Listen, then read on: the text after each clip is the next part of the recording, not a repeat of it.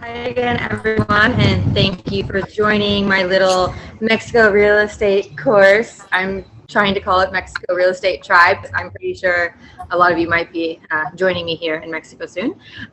So again, for those of you who don't know me, I am Alyssa Ramos of My Life's a Travel Movie. I've been traveling for 10 years, so finally I am fulfilling my dream of getting a few investment properties in other countries. I'm starting in Mexico and hoping to have at least one in Europe, maybe Barcelona, and then maybe one in Bali. Who knows? I kind of just go with the flow, and this literally fell into my lap. So I'm here, I'm doing it. I just paid my money for my lawyer, and I'm really, really excited about it. So I'm going to, again, start out with my personal process and journey, everything that I did, everyone that I talked to, and then later on, my realtor is going to join us. She's amazing. I'm going to tell you a little bit about realtors too. Funny thing that happens here. And then she's going to be available to answer any of your questions if you have them. I'm also going to be, I had quite a few people ask me about my property that I bought. So I'm going to tell you a little bit about that property. There are 3 spots left in it, but already like 6 of you hit up my realtor already. So I don't even know if those are still available, but there is a building that they're adding to it. There's 2 buildings actually that they're adding to it. All right, so let's get started if I can find my note. So first and foremost, I have been looking for an apartment for quite a while now. If you know me, you probably already knew that. And I'm also very indecisive and picky. So it has been a very long process for me. I started looking in 2020, and then obviously that went to hell because of COVID. But I chose Mexico for a few reasons. I always, whenever I have downtime, I can, as a digital nomad and expat for tax reasons, I cannot even be in the United States for more than 30 days a year. So where do I go? I usually go to Barcelona to see my friends, or I come to Riviera Maya because it's beautiful, it's cheap, and it's right next to Florida where my family lives. So I always come back here, and in my head I was like, you know, I should probably just buy a place here instead of continuing to rent and give all these people rental money who own the property. I didn't personally think I would be owning something at the tender age of 34, but here I am. And again, it was a lot easier than I thought, and I got a really amazing deal. So I'm also excited to show that.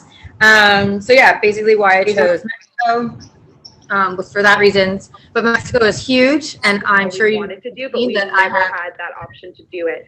So I really admire that about this shirt. And also, can you guys mute your? Can you mute your Okay, I'm gonna mute you. Sorry, guys. We have someone who has not muted their microphone, and I can hear you.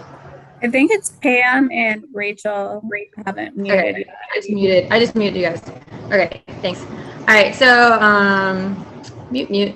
Okay, so anyway, so there's a lot of different areas in Mexico. I've lived in several of them. So I'm sure you saw that I lived in Sayulita for a few months. I lived in Playa del Carmen. There's so many beautiful places around Mexico.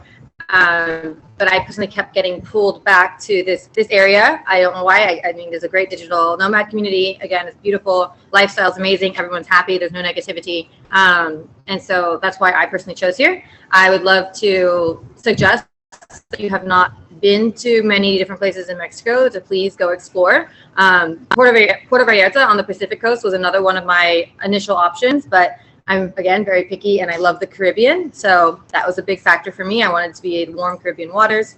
Plus, there's just so much to do around this area.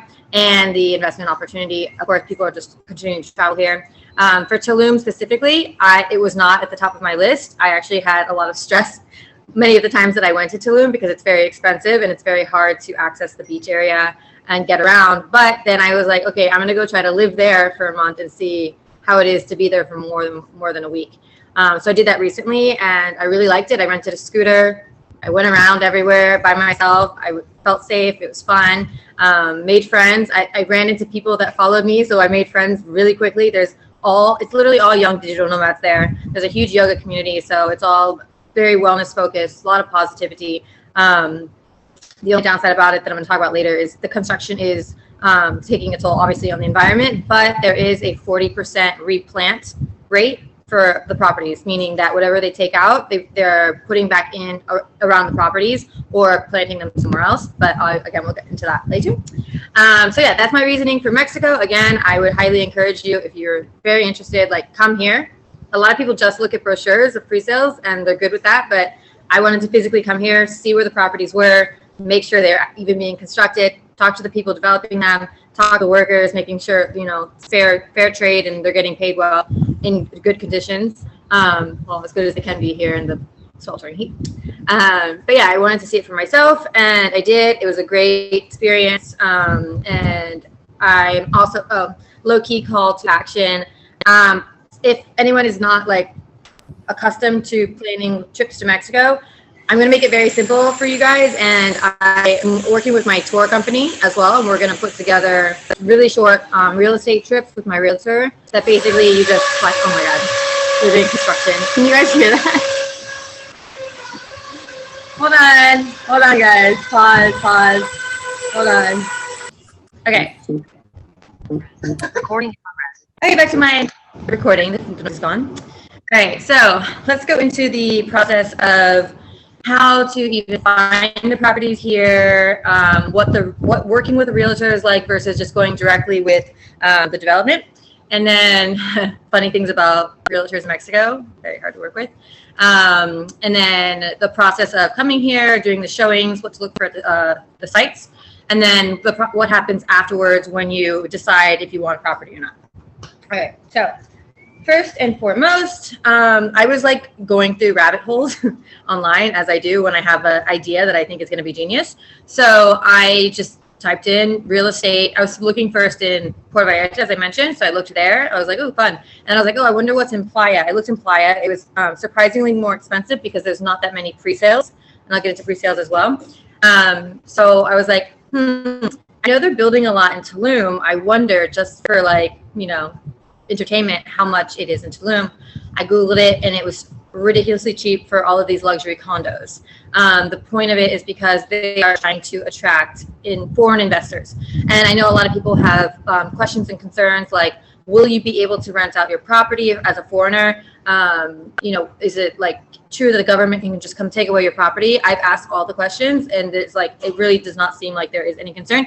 And the government actually is trying to attract foreign investors, which is why they have come up with the fideicomiso, which is the bank trust to allow foreigners to own property near the beach and near the border. So I'll explain more of that later. But the main takeaway here is that they are trying to attract foreign investors with the goal of making these properties into rental properties to attract more tourists and get more income. So they are really on our side and they want us here investing.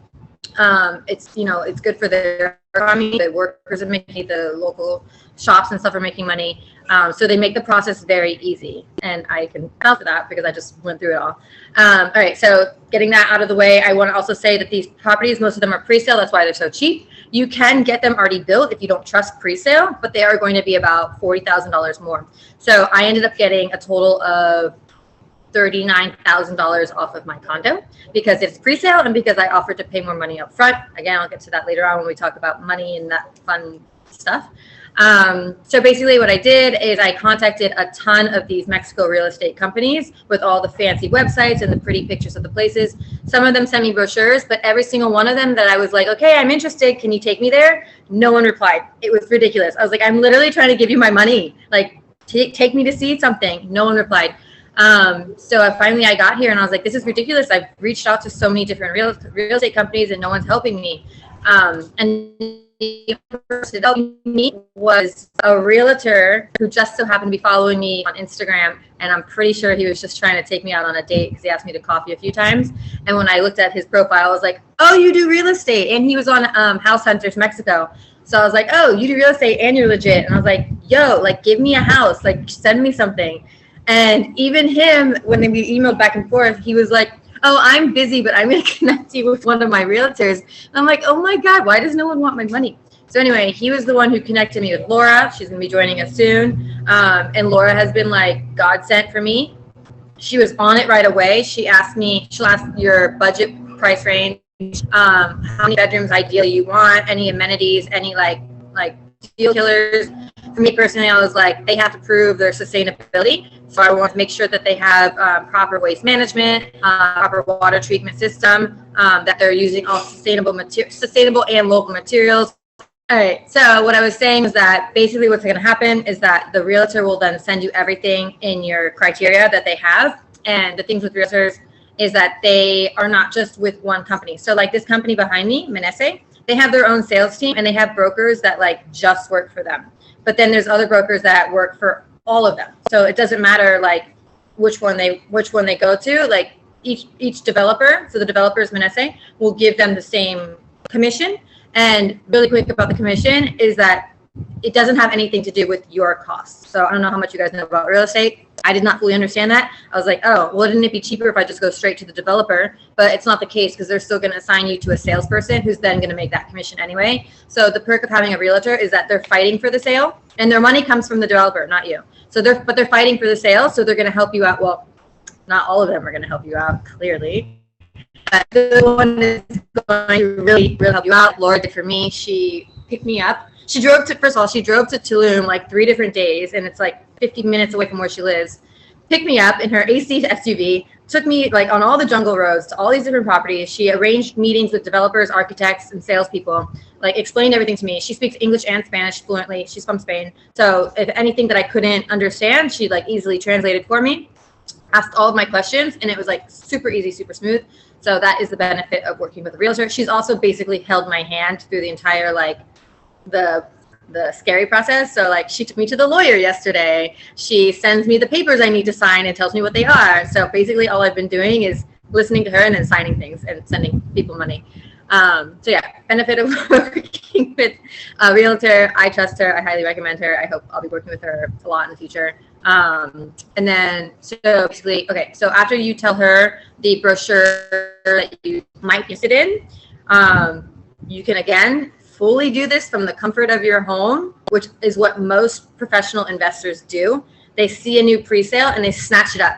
So when I show you the sales prices for a lot of these properties, you'll see most of them are sold out and most of the good ones are sold out, like the plunge pool ones and the swim up pools, because investors see it and right away they take it because it's so cheap and then they flip it. So they'll either resell it as soon as the entire building is built, because as soon as it's finished, the pricing goes up like 50 grand, or they'll use it as rental properties. So yeah, you gotta get on it really fast. There are tons of opportunities right now, but I will also say that you should probably only start seriously looking when you think you're actually ready to buy something, because otherwise you're going to get your heart set on something and it's going to be gone in a couple of weeks, because that happened to me as well. And I wasn't even expecting. I was like, okay, I'm going to go see and check it out, and then I'm going to think about it, and then I'll have a few months to think about it, and then I'll come back and get it. Actually, false. I walked in, I saw a place. There was only 3 of them left, and he said there's a pool in that one, and I was like, okay, I want that one, and that was it. And I put down my deposit that day, and it's mine. And there's already been like 6 offers on that one, but they had to take it off because I put down the deposit. All right, so let's talk about visiting these construction sites. Very interesting as well. You would never be able to do this in the United States. I'm pretty sure it's hazardous, dangerous. But just please be careful. It like is all up to you. You don't have to go inside of them. I was making videos, so obviously I went inside all of them and was like exploring and like talking to people.